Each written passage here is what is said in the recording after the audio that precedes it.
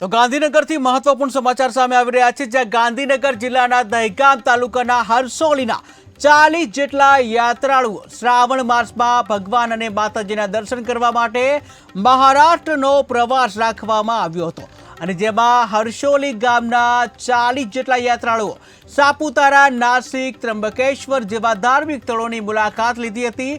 અને આ વિસ્તારમાં હાલમાં વરસાદ ન હતો, ત્યારે શ્રાવણ માસમાં ભોળાનાથના દર્શન કરીને ધન્યતા અનુભવી હતી। અને ત્રંબકેશ્વર જ્યોતિર્લિંગમાં આજે શ્રાવણ માસના દિવસે મોટી સંખ્યામાં જનમેદની જોવા મળી હતી, અને ભોળાનાથના દર્શન કરીને ખૂબ જ આનંદ પ્રાપ્ત કર્યો હતો। અને સાપુતારામાં ખૂબ જ રમણીય હિલ સ્ટેશન સ્થળ હોવાથી પ્રવાસીઓને મજા આવી હતી। તો દહેગામના લોકો મહારાષ્ટ્રના પ્રવાસે જોવા મળ્યા, કે જ્યાં પવિત્ર શ્રાવણ માસ છે, જ્યાં પવિત્ર શ્રાવણ માસને લઈને જે ધાર્મિક વાતાવરણ જોવા મળતું હોય છે, ત્યારે જે કહી શકાય ગાંધીનગર જિલ્લાના દહેગામ તાલુકાના જે હરસોલીના 40 જેટલા યાત્રાળુઓ શ્રાવણ માસમાં ભગવાન અને માતાજીના દર્શન કરવા માટે મહારાષ્ટ્રના પ્રવાસે ગયા હતા।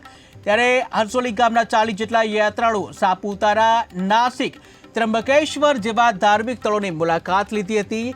અને આ વિસ્તારમાં હાલમાં વરસાદ ન હતો, ત્યારે અત્યારે શ્રાવણ માસમાં ભોળાનાથના દર્શન કરીને તમામે ધન્યતા અનુભવી હતી। ત્યારે ત્રંબકેશ્વર જ્યોતિર્લિંગમાં આજે શ્રાવણ માસના દિવસે મોટી સંખ્યામાં જનમેદની ઉમટી પડી હતી, અને ભોળાનાથના દર્શન કરીને ધન્યતા અનુભવી હતી। આ સાથે જ આનંદ પ્રાપ્ત કર્યો હતો, જ્યાં સાપુતારામાં ખૂબ જ રમણીય હિલ સ્ટેશન જેવું વાતાવરણ છે, જેમાં પ્રવાસીઓ પણ ખૂબ જ મજા માણી હતી।